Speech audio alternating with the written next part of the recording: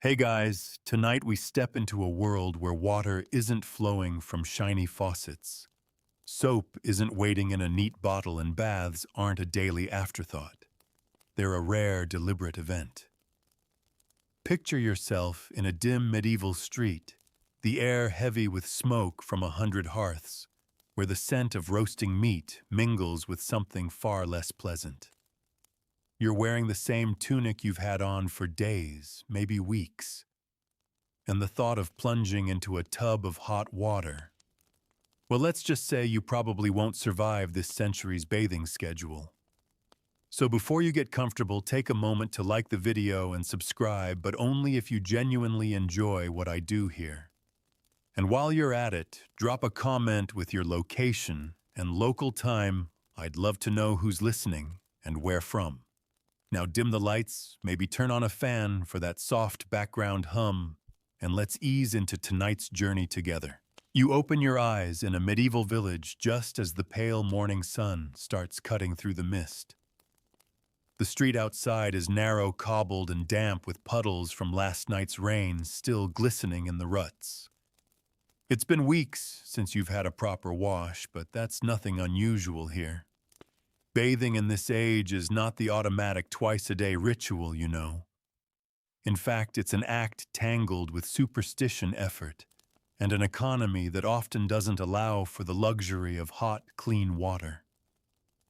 The first thing you notice is that no one seems to smell their own odor or yours.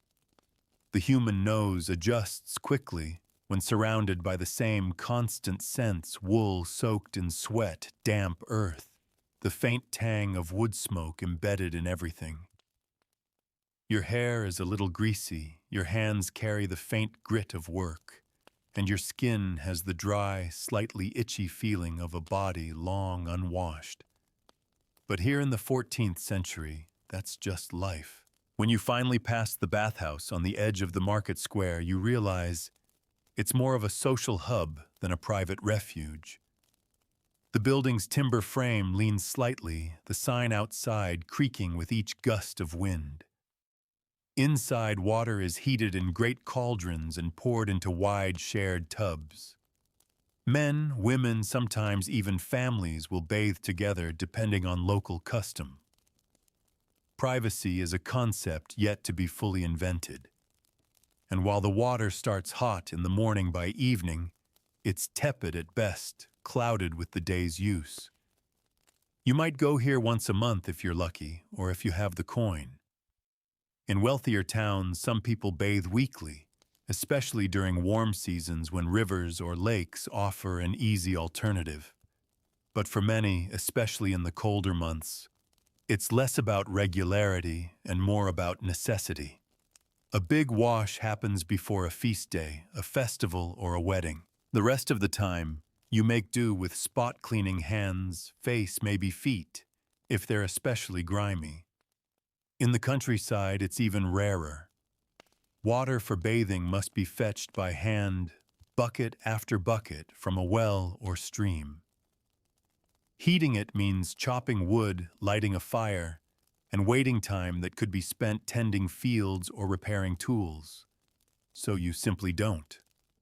You scrape mud from your boots, rub your hands in cool water to remove the worst of the dirt, and change your linen shift when you can, trusting it to wick sweat from your body and keep you vaguely fresh. Linen's smooth fibers do help. It's one of the silent heroes of medieval hygiene, but it's no match for a full immersion in warm water. There's also the belief lingering from ancient medical thought that bathing too often can weaken the body. Medieval medicine, with its balance of the four humors, blood phlegm, black bile, and yellow bile, warns that heat and water open the pores, making you vulnerable to disease. In times of plague, many avoid public baths entirely, fearing the vapors rising from warm water might carry sickness directly into the body. And so, paradoxically, the times when you feel dirtiest may also be the times you're most discouraged from bathing. Still, not all smells are bad smells here. Herbs like rosemary, lavender, and sage grow in cottage gardens, and people tuck sprigs into their clothes or hang bundles in living spaces to freshen the air. Wealthy households boil these herbs into their bath water, scenting their skin, and perhaps even convincing themselves the fragrance wards off illness. You catch a whiff of rosemary as a merchant walks past you in the market. It's almost shocking against the backdrop of manure wood smoke and unwashed humanity. If your noble bathing is more a private affair, castles have rooms dedicated to it, wooden tubs lined with cloth to prevent splinters, servants hauling in buckets of hot water scented oils to rub into the skin afterward. Some lords and ladies boast of bathing weekly or even daily, though bathing here might mean a light rinse or a warm cloth rub rather than a full soak. Queen Isabella of France was said to enjoy perfumed baths, while the famously clean King Louis XIX of France bathed frequently by medieval standards, which might mean twice a week. But such habits are rare enough to be remarked upon. For the ordinary person, you take what you can get. A summer swim in the river with your friends laughing as the current tugs at your clothes. A quick splash in a wooden tub before Sunday Mass. A stolen half hour at the public bath when the harvest is in and you've a few coins to spare. These moments stand out in your year markers of freshness in a life where the scent of sweat is simply the scent of living. As you walk back through the village, you pass a young woman carrying 2 wooden pails on a yoke across her shoulders. She's headed to the well, and you know exactly what she's about to endure, hauling that heavy water back home, sloshing and spilling with every step just to fill a basin where she can wash the baby, scrub the laundry, or maybe if she's lucky, dip her own arms and face. You realize then how much of medieval bathing is tied to labor and how little to leisure. And the day goes on the smells and sensations surrounding you, as constant as the tolling of the church bell, marking hours, in a world where time moves more slowly and baths come far less often than you might wish. The next day dawns with a pale gold light, and you wake on your straw-stuffed mattress to the creak of wooden beams and the muffled sounds of life outside. The first thing you feel is the texture of your skin, a faint layer of grit, almost invisible but always there. In your time, this would be the cue for a morning shower, a brisk blast of water to wash away sleep and start fresh. But here in the medieval world, the day begins without the expectation of such luxury. You rise, splash your face with cool water from the ceramic jug near your bed, and rub your hands over your arms the way people have for centuries when they want to feel at least halfway clean. This small ablution is enough for now. The water in your jug came from yesterday's trip to the well, and it's precious. You know you can't use it all at once. Fetching more will mean another walk down the winding path, perhaps even waiting in line chatting with neighbors as they balance their buckets. The well itself is the village's lifeline, a stone mouth that swallows and gives, but every drop must be hauled by human muscle. Today's plan doesn't include a full bath. In fact, no one here talks about bathing days as a fixed part of the week. Instead, the decision to bathe comes with circumstance after heavy labor that leaves you caked in dirt before an important event, or during the warmest days of summer when the rivers run invitingly clear. Even then, there's a difference between immersing yourself in water and actually using soap or herbs to scrub away oils and sweat. Soap, when you can get it, isn't like the factory smooth bars, you know. It's coarse, lumpy, often made from animal fat mixed with lye, its scent sharp enough to sting your nose. You've seen it at the market, rough blocks cut by hand, stacked like bricks, sometimes wrapped in cloth. It works, but it also leaves your skin feeling dry, and many believe too much soap strips away the body's natural protection. You think about the bathhouses again. The one in your town opens a few times a week, but it's expensive coin you might rather spend on bread or candles. Inside the room smells of steam and wood, with a faint undertone of sweat from those who came before you. There's no chlorine, no filtration, just fresh water in the morning, slowly turning cloudy as more bodies pass through. Yet the bathhouse isn't just about getting clean. It's about seeing people hearing gossip, negotiating deals. In the more liberal towns, men and women mingle in the same space, modesty depending on local custom. In others, the baths are strictly divided by gender or even by social rank. You've heard stories of the great public baths in places like Paris and London. Rows of tubs, hot rooms heated by furnaces, attendants ready with towels and oils. But even these grand establishments face suspicion during times of disease. Not long ago, in the wake of the plague, some closed their doors entirely. People whispered that the hot steam and the mingling of bodies spread sickness, that the warmth opened your pores and let death itself seep in. In those years, many abandoned regular bathing altogether, replacing it with dry rubbing, using cloths and herbs. In the smaller villages, rivers and ponds are the true public baths, especially in summer. You remember the first time you saw it, children splashing in the shallows, older boys daring one another to leap from a fallen tree into the deeper water, women kneeling at the bank to rinse laundry, while taking a moment to cool their arms and feet. It's as much a part of life as the harvest, the gathering of people around a shared resource, laughter echoing over the rippling surface. Yet even here you notice something: no one comes every day. Washing in the river is pleasant, but it's not considered necessary unless dirt becomes obvious. There's another reason for this infrequency. The clothing you wear serves as your main defense against grime. Linen worn closest to the skin is changed and washed more often than woolen outer garments. It absorbs sweat and oils, and when it's laundered, much of the dirt goes with it. This is why medieval people sometimes say they bathe simply by changing their undergarments. It's not the same as soaking in a tub, but in a time when water is heavy to carry and fuel is precious, it's a practical form of hygiene. You've learned to appreciate these rhythms. There's a certain patience to medieval life, a willingness to accept that some discomfort is part of the day. You can smell yourself, yes, but so can everyone else, and no one is judging. Instead, people judge if you seem wasteful hauling water for yourself when the household needs it for cooking or brewing. And so the idea of bathing shifts in your mind. It's not an urgent need, but a kind of ceremonial act, a pause in the routine of work and survival.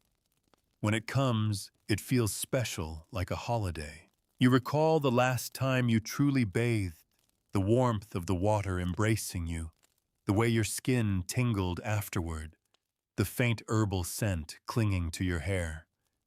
For days after, you felt lighter, cleaner, not just physically, but in spirit. The rest of the time, you make do with what you have: a damp cloth to wipe your face, a rinse of hands before meals, a quick wash of feet before bed. It's not glamorous, but it works in a world where your body is as much a tool as it is a vessel. And as you step outside into the crisp morning air, you realize that here bathing is less about routine and more about resilience, a balance between cleanliness and the endless demands of keeping life going. By midweek, the weather shifts. A warm wind blows in from the south, and with it comes a subtle change in the village. The market is livelier. Children run about barefoot, and you catch sight of a few men heading toward the river with towels slung over their shoulders. Warmth here is an invitation to work longer in the fields, to linger outside after sunset, and to take advantage of water that no longer bites at your skin like winter's teeth. You decide to follow them, curiosity pulling you toward the bank, where the river curves like a silver ribbon through the meadows. The grass here is pressed flat in places worn by countless feet. A willow leans over the water, its branches swaying just enough to dapple the surface with shifting shadows. You pause to watch the scene unfold, shirts and tunics tossed onto the grass, men wading waist-deep before plunging forward into the deeper channel, the splash echoing across the fields. It's not quite bathing in the modern sense. No soap, no scrubbing, just the cool relief of water washing away sweat and dust. They float, dive, emerge, dripping and laughing, rubbing their arms briskly before sitting on the bank to dry in the sun. And yet there's something profoundly restorative about it. You realize that in the medieval rhythm of life, this is a bath elemental, joyful, and tied to the season. Nearby, a group of women gathers where the water runs shallow over smooth stones. They've brought laundry baskets, the linen shifts, and sheets piled high. Kneeling, they dip the fabric into the flow, wring it out, beat it with wooden paddles. Every so often, one of them splashes her arms or lifts a corner of her skirt to cool her legs. Bits of conversation float on the breeze, gossip about the miller's daughter, complaints about the price of salt, laughter at a shared joke. For them, the river is both workplace and bathhouse. But even in this shared space, the act of immersing yourself fully is deliberate. You know many who would rather wait until the feast of a saint or a family gathering to make themselves truly clean. Bathing before a holy day is a quiet tradition, one that combines physical cleansing with spiritual readiness. The church bells might ring early on such mornings, calling the faithful to Mass, but in some households the ritual begins even earlier, with a basin of warmed water in the kitchen. A few drops of lavender or mint steeped in it, if the herbs are in season. You've heard tell of towns where bathhouses are still open to all their steaming rooms, humming with life. In places like Nuremberg or Prague, the bathhouses operate much like taverns, places to eat, drink and talk as much as to wash. For the price of admission, you might get a towel, a small cake of soap, and a tub of hot water replenished by attendants. Some even have musicians to entertain you while you soak. But these are rare luxuries, far from the reality of the average village. Instead, for most, there is a subtle etiquette around personal scent.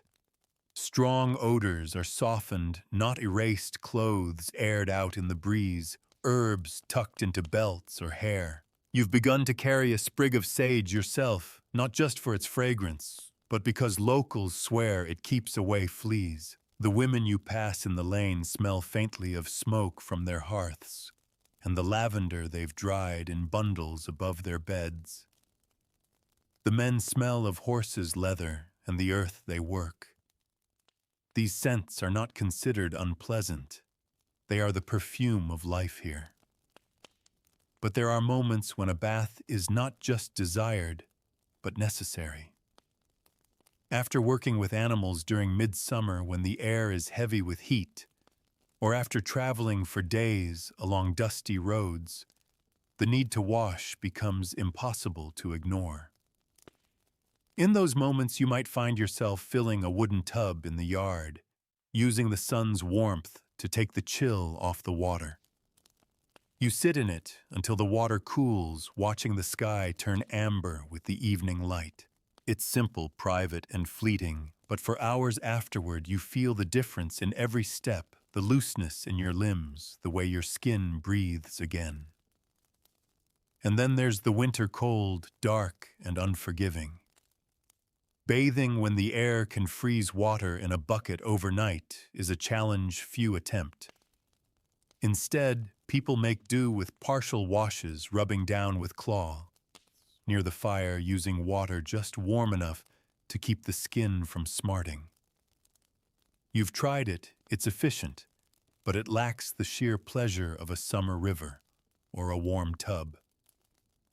In these months, the scent of the hearth replaces the scent of herbs and wool blankets, become your shield against the cold and the grime alike. You start to understand that how often a medieval person bathes isn't a question with one answer. It depends on the season, the wealth of the household, the proximity to clean water, the local customs, and even the church calendar. In summer, you might immerse yourself weekly, maybe more in rivers or ponds.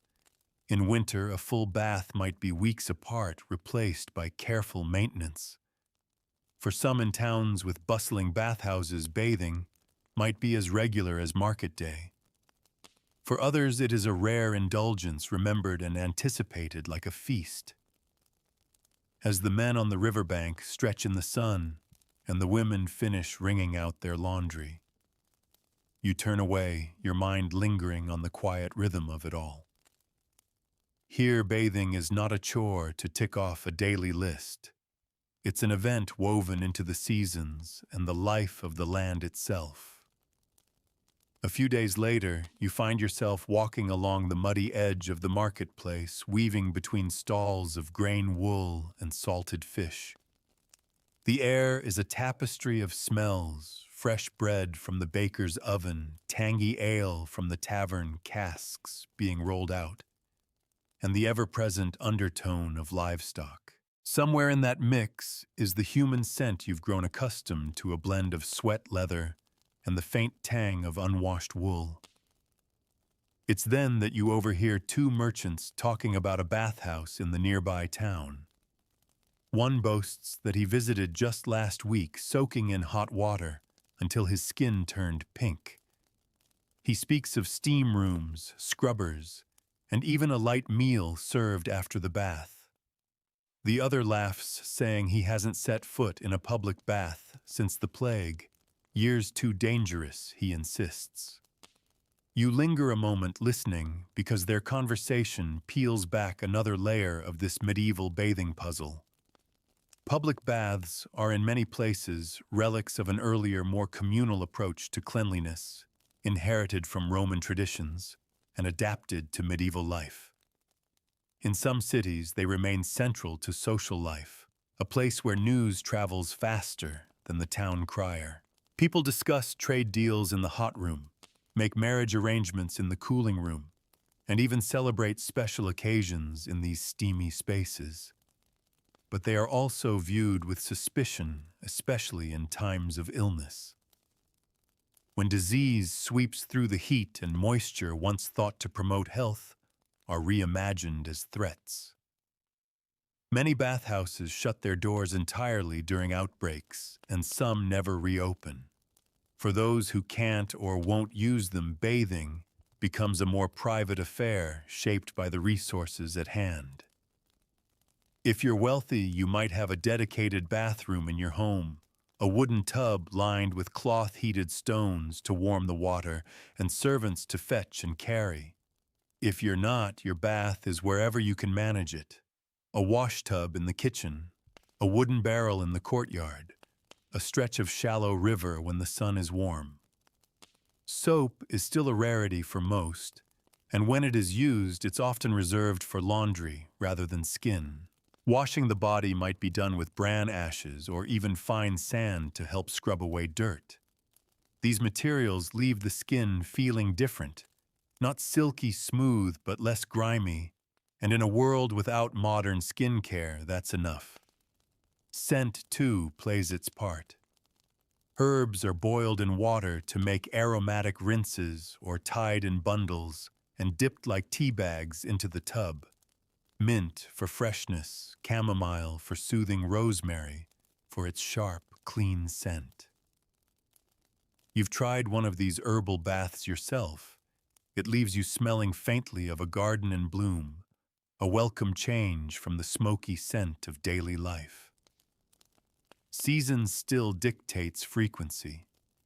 In spring and summer, rivers and lakes invite more regular bathing, and water is easier to heat.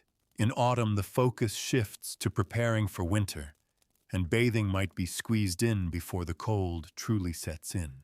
Winter itself, unless you're of means, is a season of dry washing. Wiping down with a damp cloth, rinsing only the parts most in need, and changing your linen more often to keep from feeling too stale. Religion, too, has its influence. The church often encourages cleanliness before certain holy days, but warns against excessive attention to the body, which can be seen as vanity. Pilgrims sometimes bathe before beginning their journey, a symbolic purification to match the spiritual one they seek. Monasteries often have stricter bathing routines, not for indulgence, but for discipline and health, though regular in this context might still mean once a week. Travel changes things as well. On the road, opportunities for bathing depend on the landscape. You might wash in a cold stream or pay for access to a town bathhouse, or go without for the length of the journey. Merchants returning from long trips often head to the bathhouse first thing, seeing it as a way to shed the miles along with the dirt. In your own days here, you've noticed how bathing shapes the way people carry themselves afterward.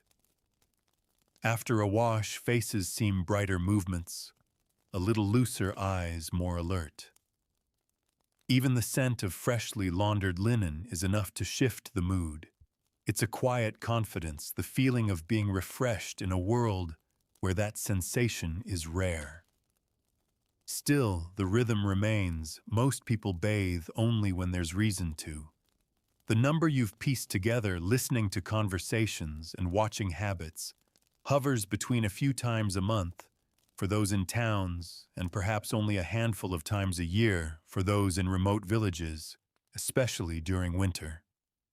It's not neglect, it's simply life shaped by the cost of fuel, the effort of hauling water, and the balance between comfort and survival. As you leave the marketplace, you think about how strange your own time would seem to these people. Running water on demand, hot showers every day, shelves of scented soaps. Here, every bath is an event remembered afterward like a good meal or a festival. And as you step into the cool shade of a narrow lane, you begin to understand that the question isn't just how often medieval people bathe. It's how deeply the act itself is woven into the seasons, the faith and the fabric of their lives. The next week finds you in the company of a traveling merchant caravan, their wagons laden with bolts of cloth spices in sealed jars and barrels of dried fish. The road is long, dusty, and hot under the midday sun, and the smell of the journey clings to everyone: horses, leather harnesses, sweat-soaked tunics. No one remarks on it. Out here, the scent of travel is as much a badge of endurance as it is a consequence of miles. The caravan stops for the night near a small village where a stream runs shallow and quick, its water flashing silver in the last light of day. The villagers come down with wooden buckets and clay jars, filling them for cooking and drinking. A few of the travelers, yourself included, wander a little upstream far enough for privacy and kneel at the bank. You cup the cool water in your hands, splashing it on your face and neck, rubbing it over your arms until the surface grit of the day is gone. It's not a bath, but it's enough to lift the weight of heat and dust from your skin. Later, you learn that travelers often rely on such small washes to keep themselves presentable without wasting time or energy on a full immersion. A basin and a cloth can be enough, especially when the road ahead is still long. The notion of clean here is different. It's about being free of obvious dirt, not about being perfumed or pristine. A merchant who washes his face and hands before meeting a buyer is considered respectable even if the rest of him hasn't seen a tub in weeks. In conversation that evening, an older man recalls his youth in a city with a famous bathhouse. He speaks of it as if it were a palace, marble floors, heated rooms, pools of water scented with rose petals. He says he used to go once a week when business was good, more to meet people than to scrub himself clean. Those bathhouses, he explains, were as much about politics and trade as they were about hygiene. But war and plague closed many of them, and the habit faded in some places, replaced by simpler, more private forms of washing. The younger merchants listen with polite interest, but they seem accustomed to the current way of things. They wash when they can, they change their linen when they must, and they trust their own scent to be no worse than anyone else's. On the road, they say, you conserve water and energy. Save the grand bath for when you're home and the hearth fire is yours. When you ask one of them how often he truly bathes in a tub, he shrugs. In summer, maybe every fortnight if the work allows. In winter, fewer times than I can count on one hand. His answer is given without apology. To him, this is simply the rhythm of the seasons and the demands of his trade. As the fire crackles and the stars spread overhead, you reflect on how bathing frequency here is never a matter of strict schedule. It's circumstantial, shaped by travel weather and access to resources. A noble in a castle might bathe once a week, year-round servants hauling steaming buckets to fill a wooden tub near the fire. A farmer in winter might go months without more than a sponge down. A merchant on the road adapts to what's available, making do with streams, rivers, or even snow when nothing else is at hand. The next morning you wake to the sound of the stream again, its steady rush mingling with the calls of morning birds. You watch a young woman rinsing her hair in the cold water, her braid dripping as she wrings it out. It's a rare indulgence for a traveler, time enough to do more than just wash her face. She smiles as she works, as if even this small act of freshness is worth the chill of dawn. It strikes you then that in this world, bathing isn't just about cleanliness, it's about reclaiming a sense of self.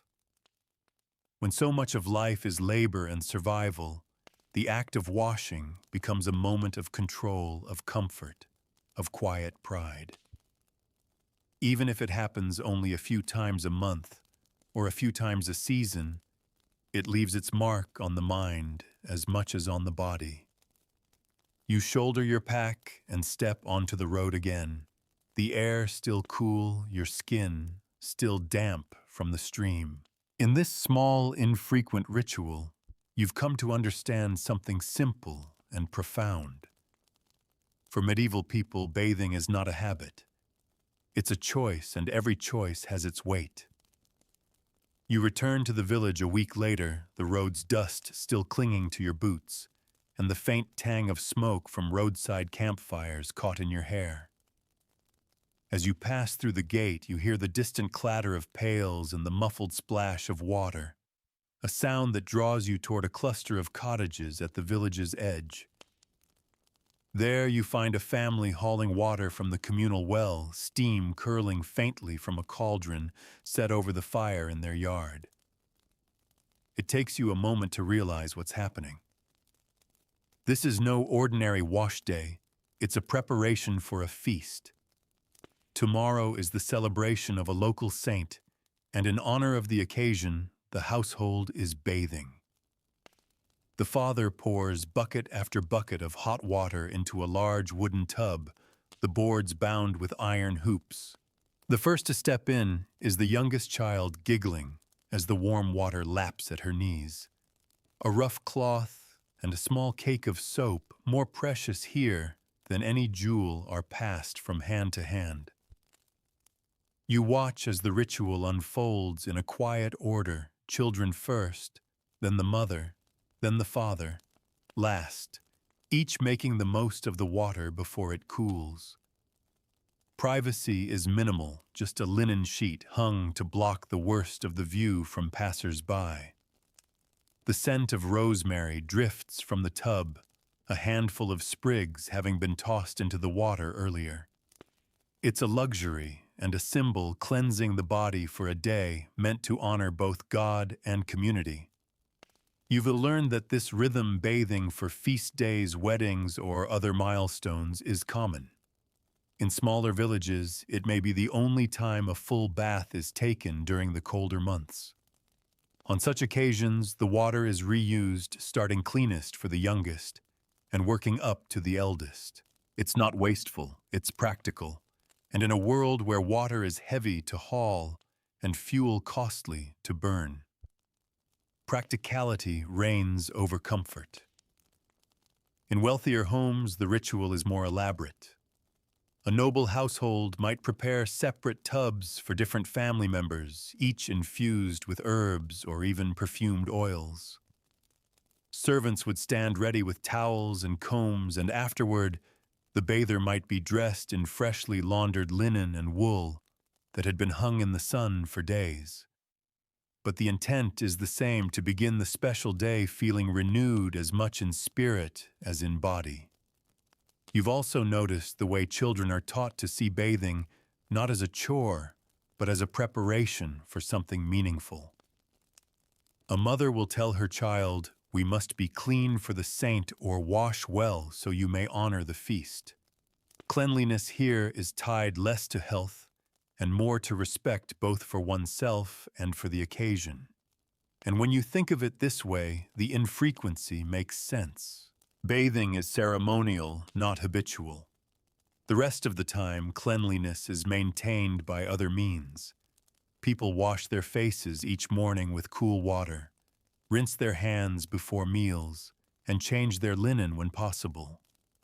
This linen, the simple shift worn beneath clothes, is the true barrier between skin and dirt. Washed regularly, it keeps the body from becoming too grimy even when weeks pass between full immersions. In some places, the laundry is scrubbed in ash water, the alkaline solution cutting through oils just as soap would. After the feast day passes, life returns to its normal pace. The tubs are emptied, the sheets rehung for drying, and the well becomes once again the center of daily utility rather than festivity. You can feel the difference in the air, a slight freshness lingering in the lanes for a day or two before the familiar scents of work and hearth creep back in. As you walk past the well the following morning, you pass a group of women filling pails.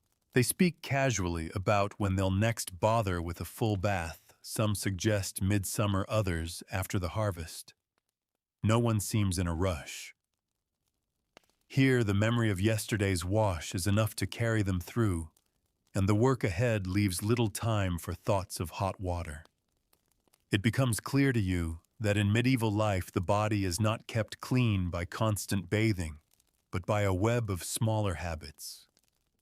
The daily face rinse, the weekly laundering of linen, the strategic use of herbs, and the deliberate timing of full baths to align with the cycles of faith, family, and the land itself.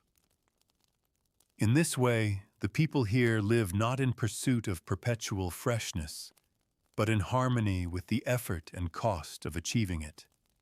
And as you turn toward your own small room above the cooper's shop, you realize that your skin itches less than when you first arrived. You have, without even noticing, adapted to this slower rhythm of cleanliness, one in which the bath is not just a wash, but an occasion. The weeks slip by, and you begin to sense the deeper cadence of bathing in medieval life, not as a routine anchored to the clock, but as something that rises and falls with the seasons, the demands of labor, and the pull of community events. You've stopped expecting daily or even weekly immersion. Instead, you look for the signs that a wash is coming, the smell of herbs steeping, the sound of buckets splashing into a tub, the subtle buzz of anticipation in a household preparing for something special. It's on an unusually warm afternoon for early spring that you notice another form of bathing, one that's half necessity, half pleasure. Down near the river bend, the shepherds are back from the hills, their flocks grazing lazily along the bank. A few of the younger men have stripped to their linen breeches and waded into the shallows, splashing each other in good humor. They've brought no soap, no towels, just themselves and the river's slow current. This isn't about scrubbing away dirt, so much as shaking off the weariness of days spent under the open sky. You watch as they dive, emerge glistening, then stretch out on the grass to let the sun dry them. It's less bath and more reunion with water, a fleeting reminder of comfort in a world that doesn't offer it freely. Farther upstream, two women have set up their laundry boards. Their skirts are hiked up, their bare feet planted in the cool water as they work the cloth against the wood. Between scrubbing and rinsing, they splash water over their faces, smooth their damp hair, and laugh at some shared joke. Here, bathing is interwoven with other tasks, never stealing time from work, but fitting neatly alongside it. The river is as much a washroom as it is a workplace, and the line between the two is blurred. You've come to realize that for many a bath doesn't require a tub or a complete undressing. Spot cleaning, face, neck, hands, feet is the standard. The body is approached in parts, cleaned in shifts, rather than all at once. Full immersions are rare enough that they are remembered individually. People recall them the way you might recall a particular holiday or an especially good meal. That was the day we bathed before the midsummer dance, or I remember washing in the river after the harvest feast. Still, there's a kind of invisible etiquette in play. Turning up to church or market with visible grime on your face or hands would be frowned upon, a sign of either laziness or disregard for others. Likewise, an obvious sourness of smell could draw comment, though in truth, the baseline scent of human labor is accepted. Cleanliness here is a sliding scale, and the village agrees without ever saying it out loud on where the acceptable threshold lies. Sometimes you'll see efforts to stretch the life of a bath between washes. Clothes are aired on hedges in the breeze, boots are dried by the fire to keep mildew at bay, and hair is combed through to remove dust and tangles. Women often weave herbs into their braids, lavender, rosemary, or mint, not just for scent, but because they believe it deters lice and other pests. Men might rub their hands with crushed leaves after working with fish or leather masking, strong odors before going to a gathering. The deeper you slip into this life, the more you understand how bathing frequency depends less on personal preference than on logistics. Water must be fetched, wood must be chopped. The fire must be kept at just the right heat for hours, if you want enough hot water for a tub. This is work layered on top of already exhausting days in the fields, workshops, or kitchens. Choosing to bathe means choosing to set aside other labor, which is why most people save it for days when the disruption is worth it. And when those days arrive, they carry a quiet excitement. The room where the tub sits fills with steam. Someone hums as they stir the water with a wooden paddle to mix the hot and cold. Children wait their turn impatient, but knowing the order won't change. Adults linger a little longer in the water, stretching muscles sore from work. The air is heavy with the smell of warm wood, wet linen, and herbs steeped for good measure. Afterward, there's an ease in conversation, a brightness in the eyes, as if the act has lifted more than dirt from the skin. Later that week, you find yourself sitting by the hearth, your feet propped near the flames after your own turn in the tub. The heat seeps into your bones, your skin prickles from the scrub, and you catch yourself smiling for no reason at all. In this world, such moments aren't taken for granted. They're savored, stored away for the weeks ahead when water is cold Wood is scarce and the bath remains a memory. You close your eyes and breathe in understanding. Now that here, bathing is not a habit of the body, it's a rhythm of the soul. The next shift in your understanding comes on a day when you're invited into the manor house on the hill, a rare glimpse into how the wealthier half of the village lives. The building itself smells different the moment you step inside: beeswax polish, dried herbs, and faint traces of perfumed oils. You're led to the kitchens where heat radiates from the great hearth, and there in a corner you notice something you haven't seen since arriving in this world: a large wooden tub lined with white linen. Steam curls upward from the surface, filling the air with the sharp, clean scent of rosemary. A servant is preparing the bath for the lady of the house. The water has been fetched from the well, heated in copper kettles, and poured carefully to avoid splashing. A pouch of crushed herbs, mint, thyme, lavender, floats on the surface like a sachet in tea, releasing fragrance and a faint green tint. The tub is high enough to cover most of the body, wide enough for comfort, and the linen lining keeps the bather from feeling the grain of the wood. A stool sits nearby, holding a comb, a cake of imported olive oil soap, and a folded towel made from soft, tightly woven cloth. When you learn that she bathes once a week, you're startled. Compared to the rhythms of the village, this is extravagance. For her, bathing is as much about status as comfort. Guests are meant to notice her cleanliness, her scented hair, the pristine whiteness of her linen.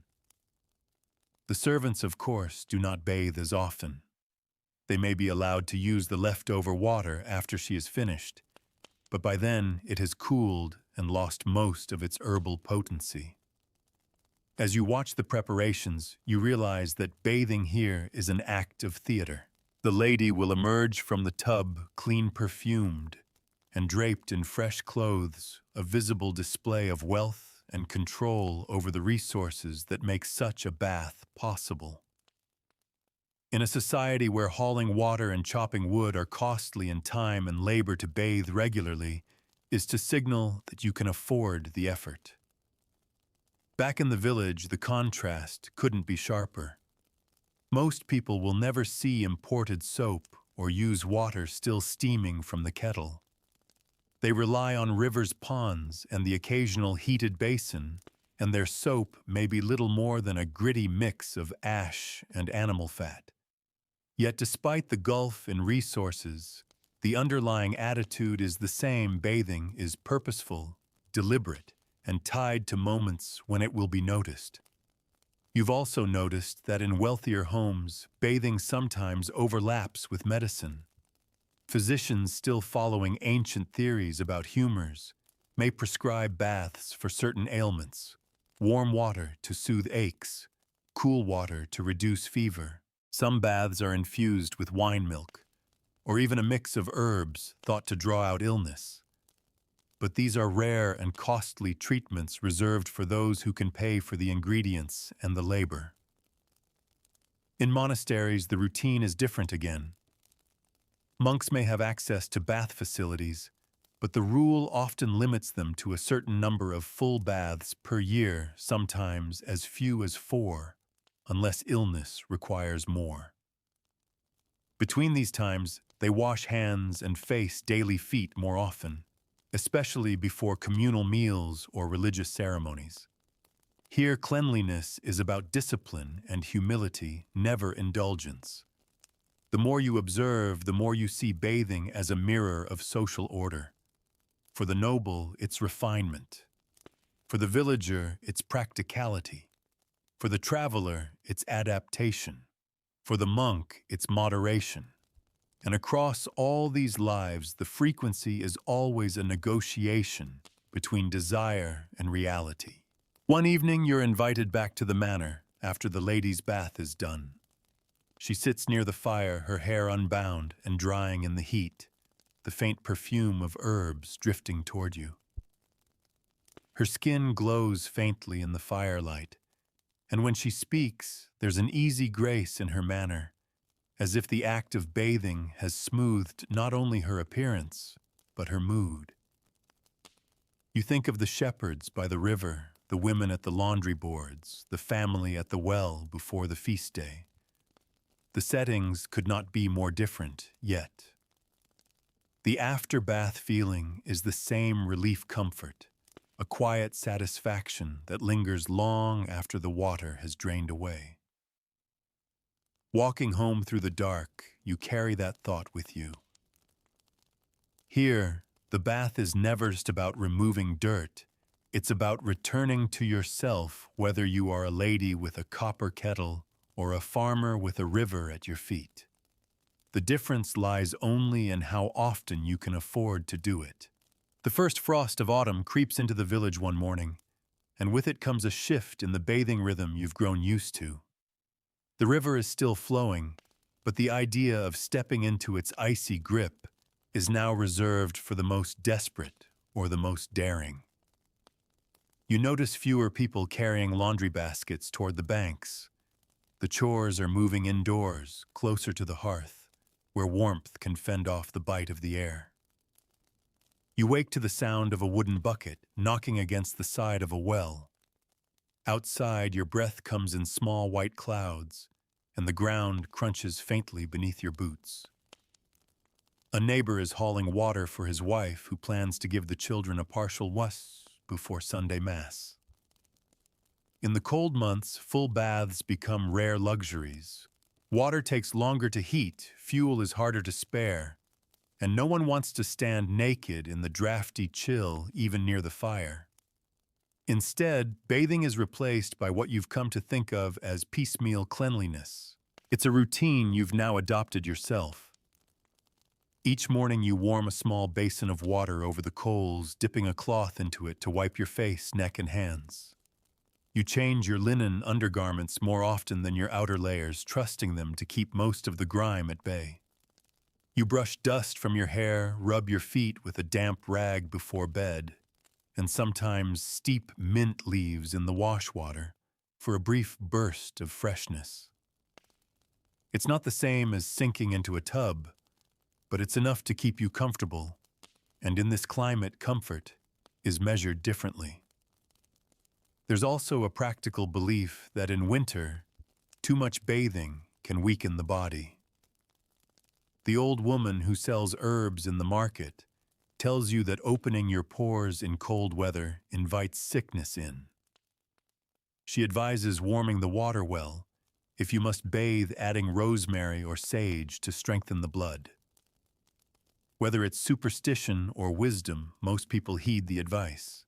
In a place where an illness can linger for months or prove fatal, no one takes chances with the cold.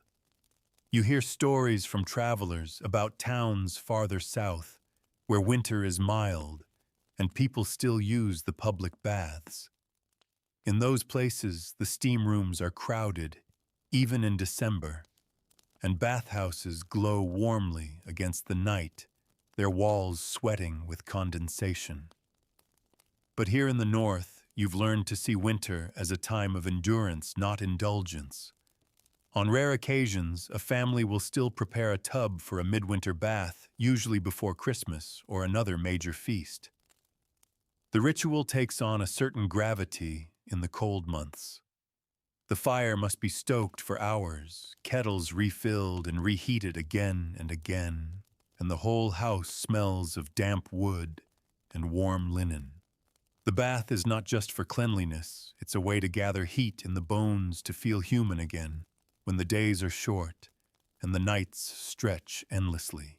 You've also noticed that in winter scent becomes even more important. Without the frequent rinsing of summer, people rely heavily on herbal sachets, scented oils when they can afford them, and the airing of clothes by the fire. You've taken to hanging your cloak where it will catch the smoke of the hearth. The woody aroma masks other less pleasant odors and gives you a faint sense of freshness as you walk through the frosty air. Still, there's no disguising the reality months can pass between full immersions for most villagers in winter. and yet you see no shame in it. Life here is built around survival, and survival means conserving energy, heat, and resources. People take pride in enduring the season with as little waste as possible. One evening, as you sit by your own fire, you think back to the warmth of a summer river and the easy joy of bathing under the open sky. Winter makes you realize how fleeting those moments are, how much they depend on the turning of the seasons. Here, bathing isn't just a matter of hygiene. It's a reflection of the year's cycle, as bound to the weather as planting or harvesting. When you finally do slip into a rare winter bath, the sensation is almost overwhelming. The heat seeps deep into your skin, loosening muscles that had been tight for weeks. You lean back, listening to the hiss of the fire and the faint creak of the tub's wooden slats. Outside, the frost is thick on the windows, but inside, the steam wraps you like a blanket. You know you'll remember this moment long after the water cools, storing it away like a harvest in the mind's pantry, to be drawn upon in the long, cold weeks ahead. By late winter, the frost has sunk deep into the earth, and the days pass with a kind of steady, muted rhythm. Life is quieter, work is slower, and yet the demands of survival press on. You've almost forgotten what it feels like to step into truly warm water, until one day an invitation arrives from the monastery just beyond the village fields. The monks are hosting a Lenten gathering, and as part of their preparation, they have opened their bathing rooms for guests. You've heard of these baths before, simple, functional, and rooted in discipline rather than luxury. Even so, the thought of heat and water in the dead of winter stirs something in you. When you arrive, the bathhouse is plain, a low stone building with small windows to keep the heat in. Inside, the air is thick with steam, carrying the faint, clean scent of mint and rosemary. Monks move quietly between tasks, ladling hot water from great copper kettles into a long wooden trough. This is no private soak. Here, bathing is a shared act, done in silence, a way to cleanse the body, in preparation for the soul's work ahead. The water is warm but not scalding, just enough to relax the stiffness in your muscles. You wash quickly, mindful that others wait their turn, using a coarse cloth to scrub away the winter's layer of dust and smoke. There's no chatter, no lingering. It is efficiency wrapped in ritual. You dry yourself on a plain linen sheet, your skin tingling from the brisk rubbing. Leaving the bath, you notice the way everyone carries themselves differently afterward. Faces are brighter, steps lighter, a collective quiet satisfaction in having shed the season's weight for a moment. The monks do this only a few times a year, and you understand now why each occasion feels memorable. It isn't about frequency, it's about intention. Back in the village, news of the monastery baths spreads. Some regret they could not attend. Others shrug it off, saying their turn will come with spring. But you carry the warmth of it with you, a private comfort against the cold nights still ahead. As the days creep toward March, you start to see small changes, rivulets of melted snow trickling along the paths, the first shy green shoots pressing up through the soil. The river's surface still carries a chill, but the ice has retreated to its edges. With the thaw comes the promise of easier washing laundry, done in open air, buckets filled without chipping, ice baths taken without the heavy cost of fuel for heating. In the meantime, people continue their winter routines. You watch a mother heat a single pot of water for her family's evening wash, each person taking a turn to clean hands, face, and feet before bed. It's a small comfort, but here small comforts mean more than constant abundance. You're struck by how these simple acts, warm water on skin, the smell of herbs rising with the steam, become anchors in a life that asks so much patience from its people. You've also begun to notice how different the mindset here is compared to your own time. In your world, daily bathing is unquestioned, even taken for granted. Here it is deliberate, strategic, and often communal. The rarity of it makes it precious, even sacred at times. A bath can signal readiness for worship, mark the change of seasons, or stand as a reward after long labor. And so as winter loosens its grip, you begin to look forward not just to warmer days, but to the first river baths of spring. You imagine the shock of cold water against winter-pale skin, the laughter rising from the banks, the way the air will smell of earth waking after months of sleep. You know now that the seasons don't just decide when people bathe, they decide how those baths will feel and how long the memory of them will linger. Spring finally pushes winter aside, not with a sudden flourish, but with small, steady signs, the soft murmur of water running freely in the streams, the damp smell of thawed earth, the pale green haze of budding leaves at the edge of the woods. The air is still cool in the mornings, but the sun lingers longer each afternoon, coaxing people out of their hearth-lit rooms and back into the open. It's during one of these lengthening days that you hear the first real laughter by the river. Drawn by the sound, you make your way down to the bank and see half the village there, children darting along the shallows, men rolling their trousers above their knee. Women gathered with baskets of laundry and lengths of linen laid out in the sun to dry. The water, though, still crisp from the melting snows, has lost its winter bite, and the thought of a proper wash no longer feels like an ordeal. The change is immediate. In spring, the work of bathing becomes lighter, easier, woven naturally into other tasks. Laundry day becomes a chance for a splash in the shallows. Cleaning fishing nets in the stream turns into a moment to rinse the grime from your own arms and face. People are less guarded now, lingering by the water, letting their hands soak a little longer than necessary. For many, this is the first full bath since before the frost set in.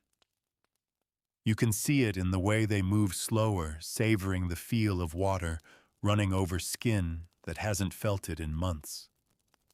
Hair is loosened from braids and dipped into the current. Children squeal as they are dunked by laughing parents. Even without soap, the sheer freshness of river water seems to lift the weight of winter from everyone at once. The talk drifts easily between work and gossip. Someone mentions that the midsummer feast will come sooner than expected this year. Another brags that they've already planted the first row of beans. The rhythm of the riverbank feels like a turning of the year's page, and bathing is part of that shift. You've noticed that with the arrival of spring, frequency naturally increases, not because anyone makes a deliberate decision to bathe more often, but because water is everywhere, and warmer weather makes it pleasant. Even so, more often still means something very different here than in your own time. Once a week might be considered indulgent. Twice in a week would be almost suspicious, as though you had time to waste. Still, small washes are constant now. Buckets of water are left in the sun to warm, then poured over bare feet after a day in the fields. Hands are rinsed more often, hair combed more regularly, cloaks and tunics aired out on fences. The scent of herbs begins to creep back into clothing, sprigs of rosemary tucked into belts, lavender tied into hair ribbons. You find yourself drawn to the banks more often, partly for the company, and partly for the subtle transformation you see in people after they've been in the water. There's an openness, a looseness to their posture, and a brightness in their eyes. The collective sense of renewal is palpable. It's as if the river itself is washing away more than just the dirt of winter. One afternoon, you sit with an older woman as she rinses her skirts in the shallows. She tells you that in her girlhood, her family lived closer to the coast, and they would bathe in the sea whenever the weather allowed. Salt water, she insists, cleans better than any herb. She laughs when you ask how often they went. When the tide and the work agreed, she says, "Never more, never less." Her words stay with you because they capture something essential about bathing. Here it bends to the rhythm of life, not the other way around. You bathe when the land and the weather make it easy, when the effort is worth the result, and when the moment itself feels like a gift rather than a task. As the sun sets and the river darkens to a ribbon of silver, you realize that in this season, the act of bathing has become less about survival and more about celebration. Winter made it rare. Spring makes it welcome. And though it will never be daily, it now feels like a thread you can follow from week to week, a small but steady mark of the turning year. By mid-spring, the village has fully awakened. The fields are alive with the green of new crops. The air hums with insects, and the sun's warmth lingers well past the ringing of the evening bell. With the work of planting mostly done, there's a little more space in the day for moments that aren't purely about survival. It's during this window that you begin to notice an unspoken pattern. Bathing becomes not only more frequent, but also more social. The river is no longer just a place for laundry or livestock watering. It's a gathering place. On warm afternoons, you find whole families there, some washing clothes, others scrubbing wooden buckets or tools, and a few simply enjoying the water. The line between work and leisure blurs, and in that blurred space, bathing slips in almost unnoticed. A boy tasked with rinsing fishing nets will dive in afterward. A woman washing turnips will pour a bucket over her head for relief from the heat. Even in the absence of soap, the sheer freshness of the river feels cleansing. The water smells faintly of silt and grass, and its cool weight on your skin erases the itch of dust and sweat. You've learned to appreciate the sensation for what it is: pure, uncomplicated relief, without expecting the kind of scrubbed, perfumed cleanliness that your own time takes for granted. Here, cleanliness is measured in layers removed, not in sterile perfection. There's another change you've begun to notice. Clothing is laundered more often now, which indirectly makes people feel cleaner. Linen undergarments are washed in the river, then beaten against flat stones to drive out dirt before being laid over bushes to dry in the sun.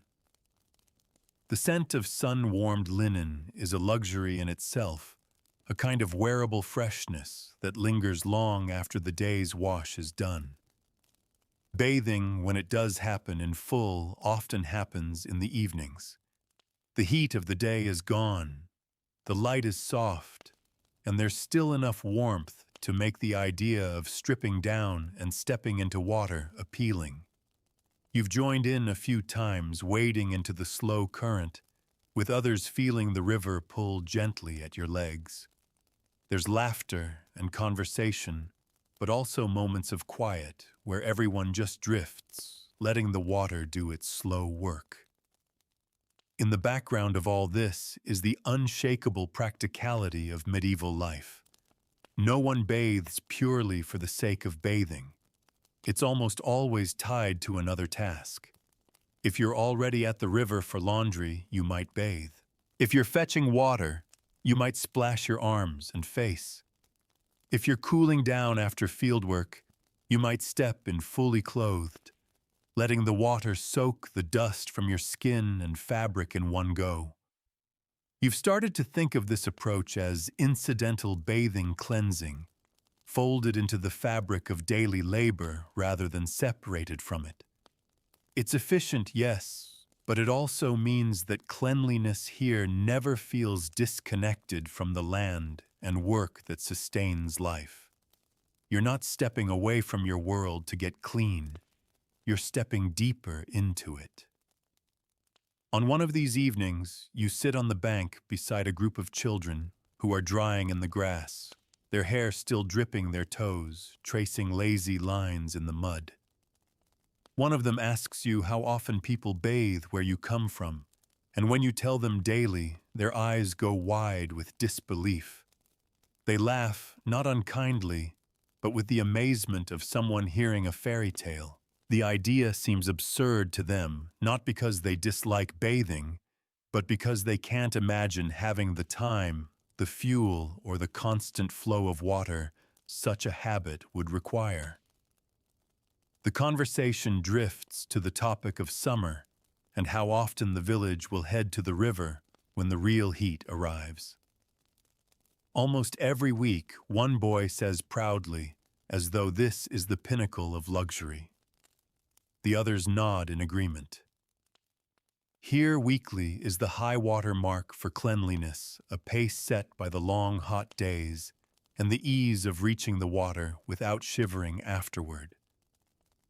Walking home in the evening light, you realize that in this world, the calendar itself is the true bathing schedule. Spring allows more frequent washing because the work is lighter and the water more inviting. Soon, summer will tip the balance even further until baths are taken as often as the labor allows, woven into the height of the year's abundance. But for now, the village is in that sweet spot between scarcity and excess, where every bath feels both earned and shared. Summer arrives like a drumbeat, steady, bold, and impossible to ignore. The mornings are warm from the start, the air thick with the scent of ripening grain and wildflowers, and the afternoons stretch wide under an unblinking sun. You feel the shift, not just in the weather, but in the way people move.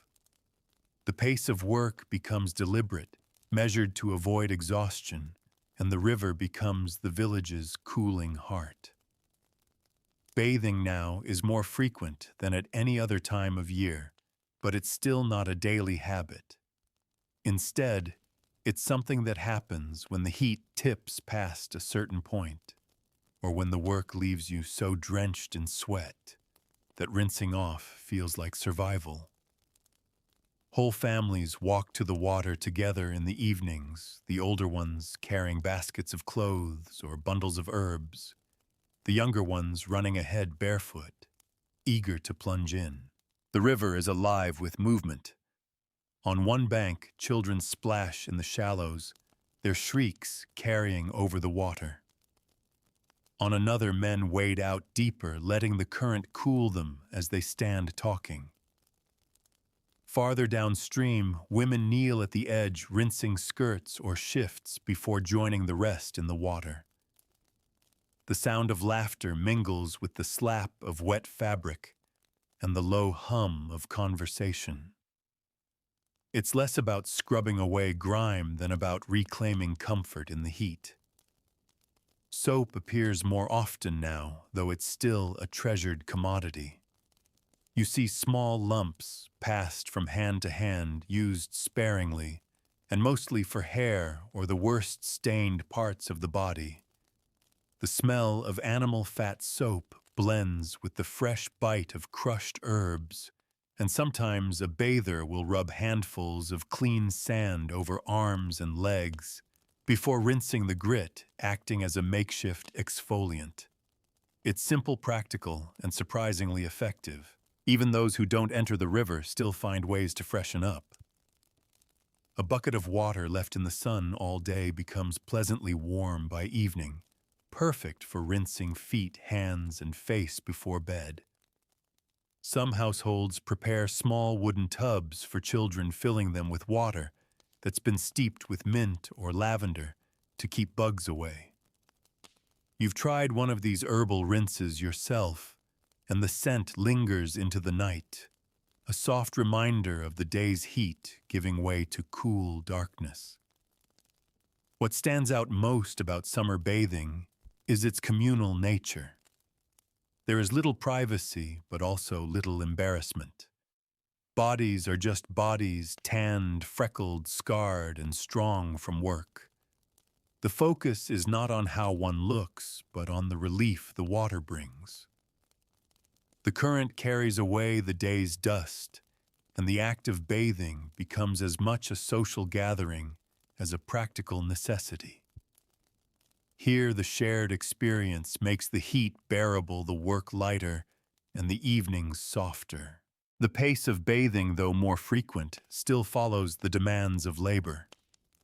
If there's a long day in the fields, you may wash quickly and leave the river while there's still light to work by.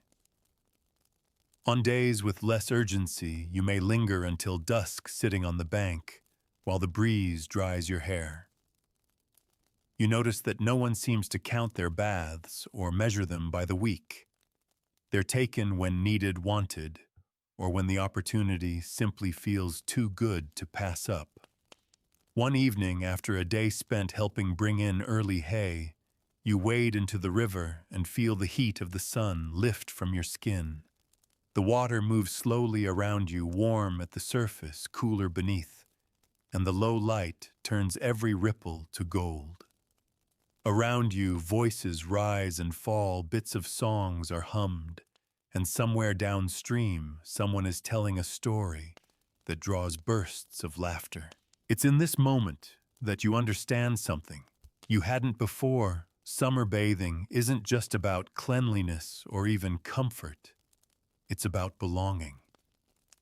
Standing in the water, shoulder to shoulder with your neighbors, you are part of the same rhythm, the same shared relief. The bath is not yours alone. It's everyone's. And when you leave the river that evening, skin still damp hair, carrying the faint scent of wild mint, you know. This memory will stay with you long after the heat fades. Late summer hums with a different kind of energy. The days are still long and hot, but now there's a quiet urgency beneath the surface. Harvest season is approaching, and every able hand is called to the fields. The river still shimmers in the sun, but fewer people linger there during the day. Work takes priority, and bathing shifts to the edges of the day, dawn and dusk, when the heat is less punishing and the light is soft. You notice that in these weeks, baths become briefer. After hours of bending, lifting, and carrying, the body aches for the relief of water, but time is scarce. People wade in just far enough to rinse away sweat and dust, letting the current run over their calves and knees before splashing their faces. A quick wash of hands and arms is often all that's possible before heading home to prepare the evening meal. The river is still a gift, but one you take in measured sips rather than long, lazy drafts. Even so, there are moments when the work slows enough for a proper bath. On Sundays after Mass, you see more families making the walk to the water, carrying baskets of clothes and bundles of herbs. The act feels almost ceremonial, men scrubbing their hair with coarse soap, women combing tangles from their children's locks. The air scented with rosemary, sage, or mint. The laughter here is quieter than in high summer, gentle, tired, but content. Herbs take on greater importance now. With the air still warm and insects plentiful, villagers rely on lavender and pennyroyal to help keep pests at bay. Bathwater is steeped with these plants not just for their pleasant scent, but for their practical benefits. The same herbs are tied in small bundles and hung by beds or tucked into clothing chests, ensuring the freshness of a bath lingers as long as possible. You've learned by now that in medieval life, a bath is never just a bath, it's preparation for what comes next. Late summer baths are less about the heat of the day and more about readying yourself for the labor ahead. Clean clothes, refreshed skin, and the faint fragrance of herbs can make the long days of harvest feel just a little lighter. On one particularly still evening, you join a group heading to the river after a day in the fields. The air is thick with the smell of cut grain, and the water feels cooler than it did a month ago. You sink into it slowly, feeling the aches in your legs ease with each step. Around you, others are quiet, some closing their eyes, some simply floating. The sun sinks low, turning the water to a sheet of copper, and for a few moments, the tiredness lifts entirely. It's here you understand.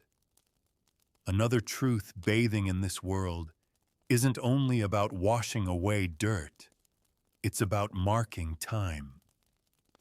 Each season has its own baths shaped by the weather, the work, and the resources at hand. Late summer's baths are the ones you take with the knowledge that soon the air will turn, the evenings will cool, and the river will no longer be as inviting. When you leave the water, your skin prickles in the evening breeze. You walk back through fields still golden in the fading light, hair damp, body lighter. Tomorrow will bring more work, but for now you carry the quiet memory of the river's cool embrace into the night. By the time the first leaves turn gold at the edges, you can feel the year beginning to fold in on itself. The nights are cooler now. The mornings lined with mist, and the river has taken on a sharper chill. The pace of bathing slows naturally, almost without anyone deciding it should. The season of easy, frequent washes is ending, and everyone seems to sense it. Harvest dominates everything. The fields are a flurry of scythes, carts, and bent backs, and the days are too full for lingering by the water. Bathing returns to its pragmatic role, something you do when the work demands it, not when the mood strikes. After threshing grain, men rinse the chaff from their arms and faces.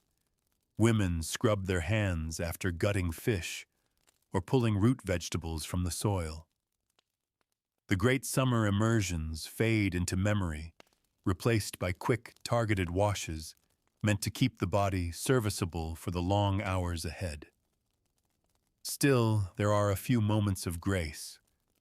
The Sunday after the last sheaves are stored in the barn is marked by what some call the harvest bath. Families who can spare the fuel heat big tubs at home, and those without means head to the river for one final warm season dip. There's a bittersweet air to it, laughter mixed with the quiet knowledge that the next full bath might be weeks, even months away. People take their time scrubbing with soap if they have it, or with handfuls of sand and herbs if they don't. Children splash noisily as if trying to store up the joy of summer for the cold ahead. You join one of these baths, the sun low, and the sky streaked with the colors of early autumn. The water is brisk, but still gentle enough to welcome you. You run your hands through your hair, watching the ripples carry away specks of dust and straw. Around you, voices soften as the shadows lengthen. The moment feels unhurried, suspended between the season that's ending and the one pressing in.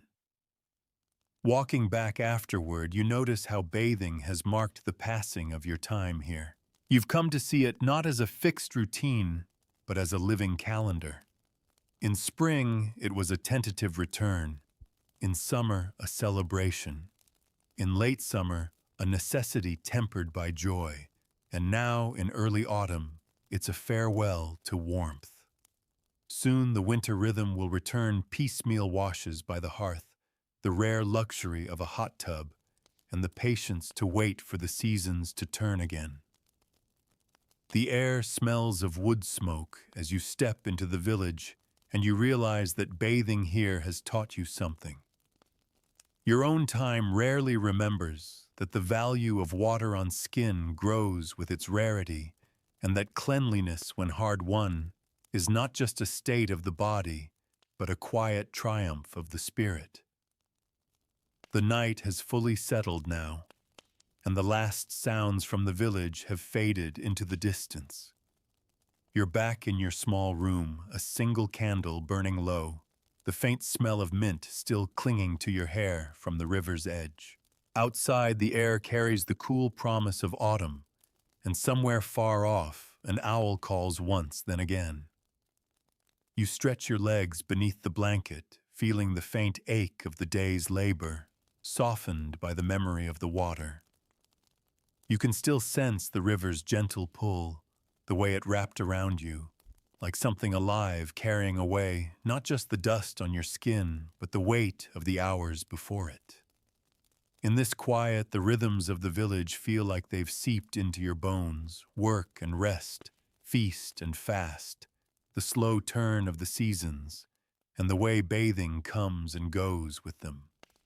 You think about the people you've watched at the river, the shepherds, the women with their laundry boards, the children leaping into the shallows, and how each found their own reason to be there. Sometimes it was need, sometimes celebration, sometimes just the rare gift of free time. But always it was more than just getting clean. It was a pause, a reset, a small claim of the self in a world that asked much of the body. The candle wavers, the shadows shifting gently along the wall. You close your eyes, letting your breathing match the slow pace of the village at night. Somewhere in the dark, the river still runs unseen but constant, ready to welcome you again, when the time, the season, and the work all allow. Until then, you carry its memory like a quiet ember warm in the mind.